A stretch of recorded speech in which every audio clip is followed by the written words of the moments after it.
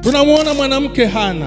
Watafiti wa Biblia wanasema tangu alipoolewa ilimlazimu kusubiri kati ya miaka 10 hadi 20 ya kukaa bila mtoto, akivumilia kejeli, dharau na masimango kwa mke mwenza, lakini aliendelea kuomba, aliendelea kuamini, na Biblia inasema hivi: Bwana ndiye aliyekuwa amemfunga tumbo. Haikuwa mizimu ya ukoo, hakuwa jirani mwenye macho mekundu anayesema kwamba ni mchawi, hawakuwa ndugu upande wa alikoolewa kwamba hawakupenda aolewe kwenye ile familia. Bwana alimfunga tumbo.